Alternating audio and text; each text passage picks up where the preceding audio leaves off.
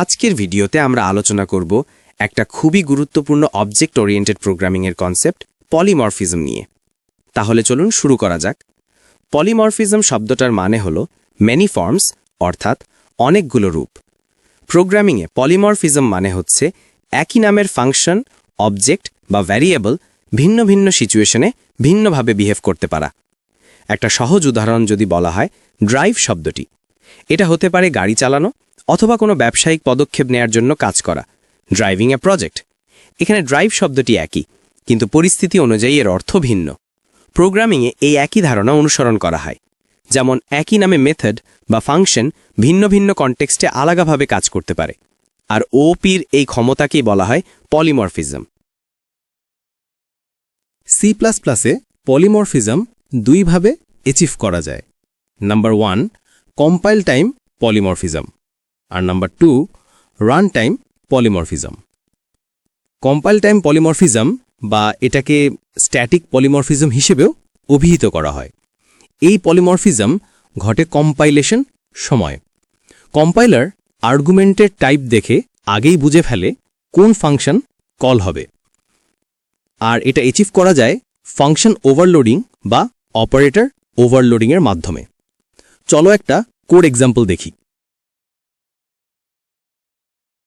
এখানে আমরা দেখছি অ্যাড নামে দুটো ফাংশন আছে, কিন্তু তাদের প্যারামিটার টাইপ আলাদা। একটা ফাংশন নিচ্ছে ইন্টিজার আর্গুমেন্টস আর একটা নিচ্ছে স্ট্রিং আর্গুমেন্টস।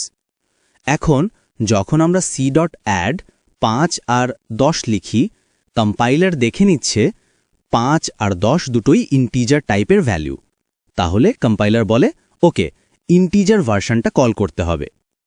আর যখন আমরা c.add hello আর ওয়ার্ল্ড লিখি, কম্পাইলার বুঝে নিচ্ছে এগুলো স্ট্রিং টাইপ, তাহলে এবার স্ট্রিং ভার্সনটা কল করতে হবে। অর্থাৎ কম্পাইলার কম্পাইল করার সময়ই ঠিক করে ফেলছে কোন ফাংশনটা এক্সিকিউট হবে। এই সিদ্ধান্ত রান টাইমে নয়, কম্পাইল টাইমে নেওয়া হচ্ছে। তাই এই কারণেই একে বলে কম্পাইল টাইম পলিমরফিজম। এখানে সেম ফাংশন নেম অ্যাড, কিন্তু ডিফারেন্ট প্যারামিটার লিস্টসের জন্য কম্পাইলার এগুলোকে আলাদা আলাদা ফাংশন হিসেবে ধরে নেয়।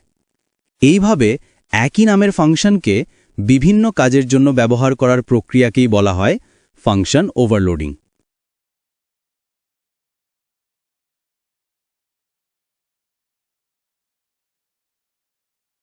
এখন আসি দ্বিতীয় টাইপে, রান টাইম পলিমরফিজম, যেটাকে আমরা ডাইনামিক পলিমরফিজমও বলি।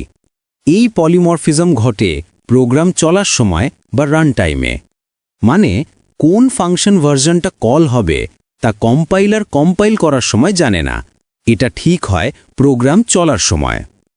এই বিহেভিয়ার সাধারণত ইনহেরিটেন্স আর ভার্চুয়াল ফাংশন ব্যবহার করে অ্যাচিভ করা হয়।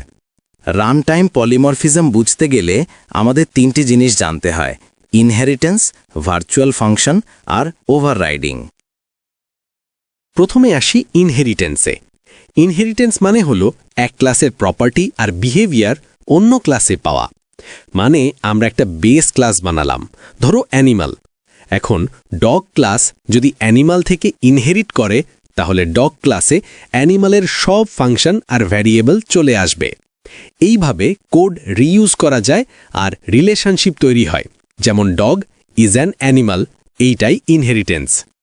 এবার আসি ভার্চুয়াল ফাংশনে। যখন আমরা চাই যে বেস ক্লাসের ফাংশনটা ডিরাইভড ক্লাসে ওভাররাইড করা যাবে, তখন সেই বেস ক্লাসের ফাংশনটাকে ভার্চুয়াল করে দিই। ভার্চুয়াল মানে হচ্ছে যে এটা পরে অন্যভাবে বিহেভ করতে পারে। ধরা যাক আমাদের একটা বেস ক্লাস আছে অ্যানিমাল, যেখানে একটা ফাংশন আছে সাউন্ড, যেটাকে আমরা ভার্চুয়াল করে দিয়েছি। তারপর আমরা একটা ডিরাইভড ক্লাস তৈরি করলাম ডগ, যেখানে আমরা সেই সাউন্ড ফাংশনটাকে ওভাররাইড করেছি। এখানে বেস ক্লাসের পয়েন্টার এ আসলে ডিরাইভড ক্লাস অবজেক্ট ডি কে পয়েন্ট করছে। এখন কম্পাইলার কম্পাইল করার সময় জানে না a.sound কল করলে কোন ভার্সনটা এক্সিকিউট হবে, বেস ক্লাসের নাকি ডিরাইভড ক্লাসের। কিন্তু যখন প্রোগ্রাম রান হচ্ছে, তখন রান টাইমে compiler actually run time system দেখে নেয় এ আসলে ডগ ক্লাসের অবজেক্টকে পয়েন্ট করছে, তাই ডগের ওভাররিডেন ভার্জনটা কল করতে হবে। এই ডাইনামিক ডিসিশন নেওয়ার ক্ষমতাকেই বলে রান টাইম পলিমরফিজম। এটা কাজ করে কারণ আমরা ভার্চুয়াল ফাংশন ব্যবহার করেছি। যদি ফাংশনটা ভার্চুয়াল না হতো তাহলে বেস ক্লাসের ভার্জনটাই কল হতো, ডিরাইভড ক্লাসেরটা নয়। এইভাবে আমরা একই ফাংশন কল ব্যবহার করে বিভিন্ন অবজেক্টের ওপর ডিফারেন্ট বিহেভিয়ার পেতে পারি। এটাকেই বলে ফাংশন ওভাররাইডিং, আর এভাবেই রান টাইম পলিমরফিজম অ্যাচিভ করা যায়। আমি আশা করি polymorphism and its types are clear now.